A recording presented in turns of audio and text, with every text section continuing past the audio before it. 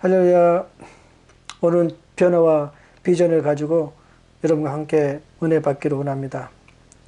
성경 말씀은 요엘2서 12절에서부터 14절 말씀입니다. 여호와의 말씀에 너희는 이제라도 금식하고 애통하며 울며 마음을 다하여 내게로 돌아오라 하셨나니 너희는 옷을 찢지 말고 마음을 찢고 너희 하나님 야훼께로 돌아올지어다. 그는 은혜로우시며 자비로우시며 너하기를 더디하시며 이내가 그시사 뜻을 돌이켜 장을 내리지 아니하시나니 주께서 혹시 마음과 뜻을 돌이키시고 그 뒤에 복을 내리사 너희 하나님 야훼께 소제와 전제를 드리게 하지 아니하실는지 누가 알겠느냐. 저는 오늘 변화와 비전을 가지고 여러분과 함께 은혜 받게 원합니다. 제가 대학원 4학년 때 교수님이 하루는 과제를 내준 적이 있습니다. 저에게는 변화와 비전이란 그 내용을 가지고 저자가 쓴 내용이 있었습니다. 그것을 읽고 우리 또 그 느낀 점을 적어서 이렇게 리포트 하라고 그러셨는데, 처음에는 제가 이것을 보니까 저자는 마치 닭이 계란을 품고 알이 부화되고 난 껍데기, 그 껍데기만 거기다 써놨더라고요. 그래서 이건 변화 비전을 어떻게 얘기할 수가 없더라고요. 그래서 제가 기도를 한번 해봤습니다. 하나님께 기도했더니 하나님께서 그런 마음을 주시더라고요. 한 나무가 있는데 그 나무 이를 보니까 잎사귀도 푸르고 꽃도 피고 열매도 맺는 아주 정상적인 나무입니다. 그런데 밑에 밑둥아리를 보니까 이미 고목화가 진행됐어요. 나무가 썩어 들어가고 있어요. 새 생명이 전하지 않고 있습니다. 얼마 지나지 않아서 이 나무는 고목이 되어서 사라질 수밖에 없는 그런 나무인 것을 제가 확인할 수 있었습니다. 하나님께서 또한 제 마음 가운데 한국 기독교에 대해서 말씀하셨습니다. 한국 기독교가 지금 이렇게 고목화 되어 가고 있다. 어린 생명들이 자라나지 않다. 어린 생명들이 들어오지 않기 때문에 변화를 할 수 없다는 것입니다. 기존의 사람들은 변화를 쉽게 할 수가 없어요. 왜? 변화는 어린 생명들을 통해서 하는 것입니다. 어린 생명들 마음 가운데 변화가 들어오기 때문에 어린 생명들의 변화를 또 잘 받아들여. 그래서 어린 생명이 있어야 변화가 온다는 것입니다. 한국 사회가 지금 이미 방향을 바꿨습니다. 이미 코너로 돌고 다른 방향으로 지금 가고 있습니다. 그곳에 예수님도 따라가고 있습니다. 왜? 그곳에는 아직도 불신자들이 많게 있기 때문이죠. 그러나 한국 기존의 기독교는 자기들이 갔던 그 길을 계속 앞으로 쭉 가고 있는 것입니다. 자신들이 가는 길이 옳다고만 믿고 있기 때문이죠. 예수님이 이미 자기도가 떠나 있는데 자기들이 그 하나님 말씀대로 살고 있다는 것입니다. 아닙니다. 예수님이 있는 곳에 하나님 말씀이 있는 것입니다. 예수님이 떠난 곳은 그것은 변질 되고 말 것입니다. 생명이 없기 때문에 변질이 되는 것입니다. 한국 사회가 언제부턴가 모르지만 예수님과의 분리된 때가 아마 있었을 것입니다. 첫사랑을 잃어버린 때가 있었을 것입니다. 한국 사회도 똑같습니다. 지금 한국 사회도 어린아이들이 없어요. 여자들이 결혼하지 않기 때문에 어린아이 생산할 수가 없습니다. 오늘 젊은 남자들이 결혼 안 한다고 그러지만 여자들이 안 해주니까 할 수가 없어요. 이거는. 그래서 한국이 지금 너무나 큰 문제에 부닥쳤습니다. 한국은 20년 못 가서 망할 수도 있습니다. 지금. 이 나라 뭘로 지탱할 겁니까? 얘들이 없는데 뭘로 지탱할 거예요? 금방 망합니다. 이거. 우리가 아직도 뭐 많이 남았다고 생각하지만 그렇지 않아요. 멸망은 순식간에 오고 또 금방 옵니다. 그래서 우리가 정신을 차려야 되는데 우리 한국 사회가 무엇을 할 줄 모릅니다.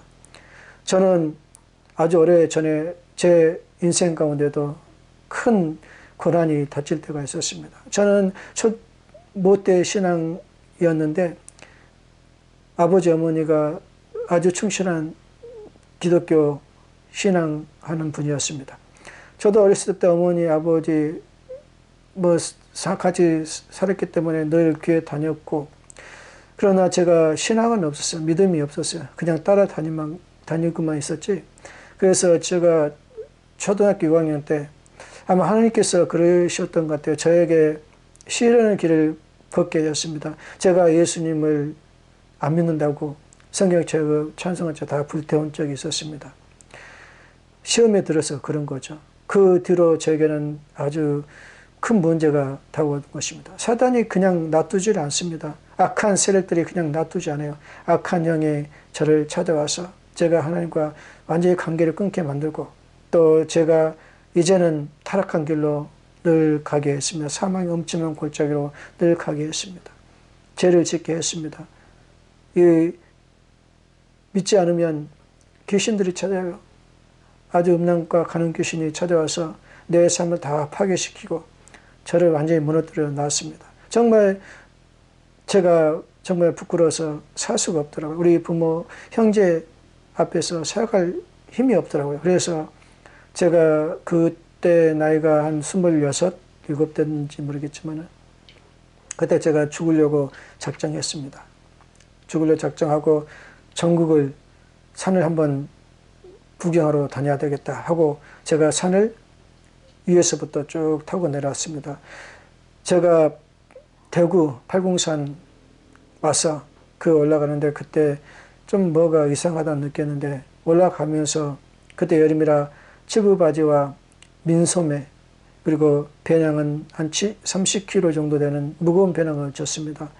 산에 올라가면 거의 한 허리를 굽고 올라가야 하기 때문에 쉽지가 않아요. 그런데 갑자기 중간 정도 올라가는데 허벅지가 근육이 갑자기 확 풀리면서 제가 꼬꾸라지는 거예요. 꼬꾸라지는데 발이, 무릎이 땅에 닿을 쯤 돼서 갑자기 멈추는 거예요. 땅은 닿지 않았지만 갑자기 멈추더라고요. 이건 자연현상이 아닌데 갑자기 멈췄어요. 그래서 제가 딱 멈췄는데 어깨는 땅에 거의 닿을 쯤 됐습니다. 민소매이기 때문에. 그런데 밑에서 부스럭부스럭 이렇게 소리가 나더라고요. 그래서 뭔가 이렇게 봤는데 새카만 뱀이 나를 물려고 계속 버리짓 하더라고요. 그런데 너무나 놀랍고 무섭더라고요. 그래서 얼른 뒤로 한 발짝 물러났습니다. 그리고 뱀을 쫓으려고 발짓하고 손짓해도 뱀이 도망가질 않아요. 아주 나를 째려보고 있는데 너무 얘가 당당하더라고요. 그래서 도저히 안 되겠다 싶어서 소나무를 끊으려고 돌아섰는데, 그리고 다시 앞을 이렇게 보니까 뱀이 갑자기 두려운 눈빛을 가지고 막 도망가는 거예요.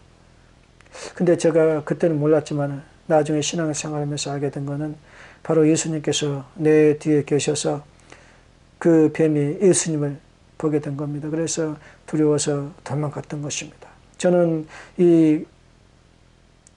여행을 마치고 이제는 제가 외국에 나가야겠다는 생각을 했었습니다.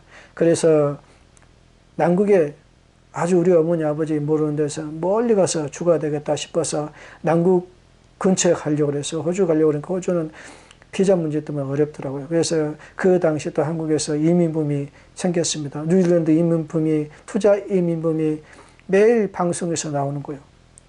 그래서 제가 그것을 보게 됐고, 뉴질랜드가 이제 호주 옆에 있는 것도 알게 되었습니다. 그래서 뉴질랜드를 가야 되겠다.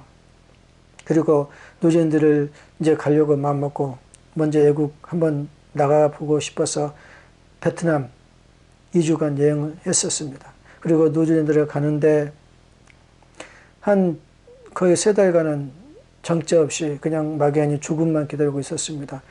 이제 좀 돈을 다 쓰고 나서 죽자 이렇게 했던 거죠. 그런데 그 전에 제가 또 기회도 가고 싶어서 몇 군데 가봤지만은 다 못 가게 되더라고요. 그래서 안 가고 있는데 이제 3개월 정도 됐는데 한 2개월 말 그때쯤 이제 어떤 청년이 다 같은 방을 썼는데 그 청년이 교회 가자고 그랬어요. 그래서 처음에는 안 간다고 그랬는데 자주 찾고 그러니까 한번 가보자 해서 그때 그 교회에서 부흥회를 하더라고요. 부흥회하고 그리고 그 계속 다니다가 이제 마지막 그 새벽 예배에 이제 참석하게 됐습니다. 그때 목사님께서 11조에 대해서 말씀하시는데 저는 11조가 있는지도 몰랐어요. 그렇게 교회를 다녔지만 있는지도 몰랐어요. 그래서 11조에 대해서 은혜를 받게 됐습니다. 은혜를 받으니까 이제 소망이 생기더라고요. 살아야겠다는 소망이 생기더라고요. 그래서 제가 한번 살아보자 그런 마음을 갖고 호주로 가게 됐습니다. 호주 가서 또 제가 한 달간을 또 계속 세상에 빠지니까 이제 가스불이 나를 막 덮치는 거예요. 그리고 하루에 3번 연속으로 그러는 거예요. 그래서 제가 그때 살기를 느꼈어요. 내가 그러지 않으면 내가 죽겠구나. 내가 여기서 계속 일하면 죽겠구나. 교회 안 가고 계속 일하면 죽겠구나.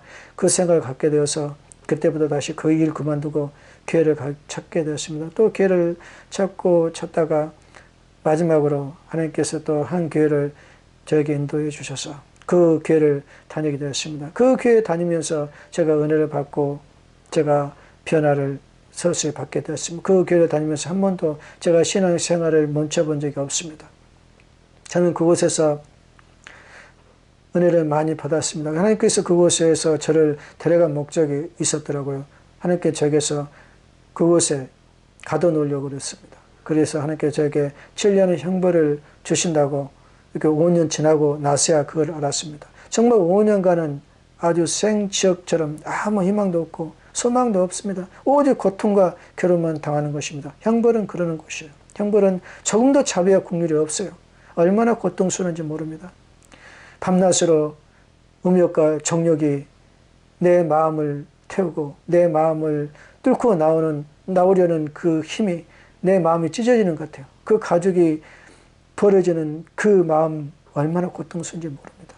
또 밤마다 그 정욕이 음욕이 늘 내 마음을 괴롭히니 정말 어떻게 방법이 없어요. 여자도 없지만은 갈 수도 없어요. 형벌 받는 사람은 그렇게 할 수가 없어요. 하나님께서 붙잡고 계시기 때문에 오락을 지킬 수가 없습니다. 형벌 받는 사람들은. 그래서 저는 너무나 고통스러운 생활을 했고 또 주위의 많은 사람들이 저를 그렇게 또 괴롭혔습니다. 원래 형벌 받는 곳에는 괴롭힌 사람이 많이 있어요.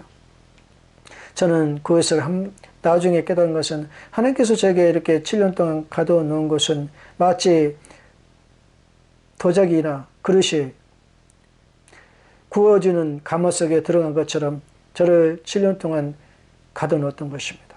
그래서 제 마음을 불로 달구고 압력으로 높여서 마음을 넓히고 그래서 제 마음이 새 마음이 되었다는 것을 나중에 알게 되었습니다. 저는 하나님을 그 섬기는 그 과정에서 하나님께서도 제게 영도 부어주셨어요. 그래서 저에게는 새 마음을 가지고 다시 한국으로 돌아올 때가 있었습니다. 여러분, 제가 그곳에 갇히면서 변화에 대해서 얼마나 갈망한지 모릅니다. 하나님께 늘 기도하면서 먼저 회개했습니다. 하나님, 나의 잘못을 용서해 주십시오. 하나님, 제가 너무나 잘못했습니다. 저를 한 번만 봐주십시오. 저를 한 번만 살려주십시오. 그런 기도를 너무나 많이 했어요. 또한 내 자신도 늘 부인했습니다. 내가 뭔가 잘못했구나. 내가 깨닫지 못한 것이 뭐가 있구나. 그래서 내 자신을 부인하면서 변화에 대해서 갈망을 늘 가졌던 것입니다. 그래서 제가 변화가 되었던 것입니다. 한국에서 나올 때와 내가 한국에 다시 들어갈 때는 너무나 달라져 있습니다.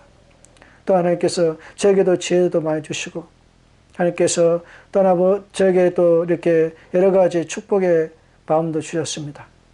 그래서 저는 한국으로 나와서 물론 한국에서도 여러 가지 많은 어려움도 겪고 있지만은 변화가 되었습니다. 여러분, 변화와 비전은 실과 바늘과 관계입니다. 여러분, 변화는 비전을 통해 비전을 가는 그 길목에 있는 게 변화입니다. 비전을 받기 위해서는 반드시 변화가 돼야 돼요. 내가 변화가 되면 비전이 들어오는 것입니다. 이스라엘 민족이 출애굽했을 때 그들은 비전을 받았어요. 무슨 비전을 받았냐? 가나안 땅, 축복의 땅으로 보내주겠다는 하나님의 비전을 받았습니다. 그러나 그 비전 간 노중은 변화를 위한 길입니다. 그 얼마나 많은 고통을 겪었습니까?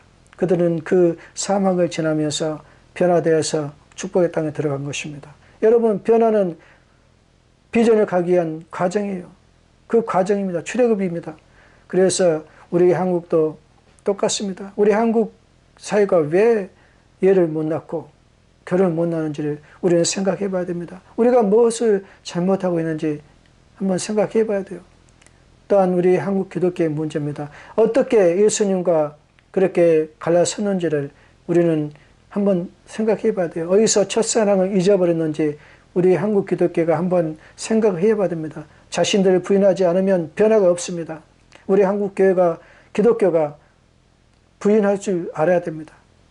그래서 최소한 우리는 3일 금식 기도로 하나님께 나가야 됩니다. 여러분, 변화는 그냥 오지 않습니다. 내가 죽는 힘을 다해서, 오늘 성경 말씀에도 말씀하실지 옷을 찢지 말고 마음을 찢으라고 하십니다. 마음을 찢는 것이 무엇입니까? 금식 기도만큼 마음 찢는 고통이 어디 있습니까? 그런 고통 가운데서 기도하는 것입니다. 자기 잘못을 그 고통 가운데서 회개하는 것입니다. 그것이 마음을 찢는 기도입니다. 3일 금식 회개 못하면 여러분 어떻게 변화에 대한 갈망을 가지고 있다고 말씀드릴 수 있겠습니까? 우리 한국 사회가 변화되려면 먼저 한국 기독교가 변화되는데, 한국 기독교의 모든 성도들이 한 달에 3일은 금식 기도를 해야 됩니다. 오늘 한국 사회를 위해서, 우리 또 한국 기독교를 위해서, 또한 여자들이 어린아이를 낳지 못하고 있는데 이 문제도 우리가 하나님께 아뢰어서 해결을 받아야 됩니다. 우리가 변화받지 못하면 미래가 없습니다. 한국 사회 이상 들어가면 20년 뒤면 어쩌면 다른 나라가 될 수도 있습니다. 너무나 위급한데 사람들이 너무나 태평하다는 것입니다. 멸망이 눈앞에 와 있는데도 아무 근심 걱정이 없다는 것입니다. 믿음이 좋은지 아니면 몰라서 그런지는 모르겠지만은 분명한 것은 너무나 잘못되어 있다는 것입니다. 우리가 하나님 앞에 전심으로 부르짖고 기도하면 하나님은 오늘 말씀하시기를 그는 의로우시며 자비로우시며 노하기를 더디하시며 인애가 끝이사 뜻을 돌이켜 장을 내리지 아니하시나니 주께서 혹시 마음과 뜻을 돌이키시고 그 뒤에 복을 내리사 너희 하나님 여호와께 소제와 천제를 드리게 하지 아니하시는지 누가 알겠느냐, 이렇게 말씀하십니다. 우리에게 장을 내리려고 그 뜻을 가졌지만은 우리가 회개하고 주 앞에 나온다면 반드시 하나님께서 우리 한국 기독교와 그리고 한국 사회와 대한민국 여성들을 변화시킬 것입니다. 새롭게 거듭나고 변화시킬 것입니다. 하나님께서 저에게 호적에 있을 때, 시드니에 있을 때 저에게 마음을 주셨습니다. 대한민국의 미래의 마음을 주셨어요. 하나님께서 내가 너희들에게 너희 나라를 세계 최고의 나라로 만들어 주겠다. 그러나 너희들이 나를 잘 섬기고 내 말을 잘 들면 그렇게 해주겠다는 것입니다. 하나님께서 그렇게 해주시다는 것은 바로 한국 사회의 영적인 대풍을 부어주시겠다는 뜻을 가지고 계셨지만은 오늘날 우리가 잘못돼서 하나님께서 그 뜻을 지금 돌이키시고 그 뜻을 대신 재앙을 내리려고 하고 있습니다. 우리가 오늘 회개하고 우리 잘못을 뉘우치면 하나님께서는 우리에게 주시겠다는 그 약속을 반드시 이루어 주실 것입니다. 여러분, 이스라엘 민족을 보십시오. 이스라엘 민족이 가나안 땅에 들어가기 전에 얼마나 많은 죄를 범했습니까? 그러나 저들이 그 죄를 자복하고 회개하고 또 하나님께서 은혜로우시고 자비로워서 긍휼히 여겨 주셔서 그들이 복을 받게 된 것입니다. 우리도 똑같습니다. 우리도 하나님께 나아가서 회개하고 용서를 구하면 하나님께서 반드시 우리를 축복을 우리에게 부어 주실 것입니다. 그러면 우리는 그 하나님 축복 안에서 하나님을 잘 섬기고 하나님의 말씀을 잘 순종하는 그런 삶을 살게 될 것입니다. 미래는 바로 우리가 그 주인공입니다. 우리가 변화를 받을 때 비전을 우리 삶 가운데 들어와서 우리를 세계 최강의 나라로 만들어 주실 것입니다. 여러분, 우리가 회개해야 합니다. 한국 사회가 회개해야 됩니다. 한국 기독교가 회개해야 합니다. 3일 금식으로 회개하십시오.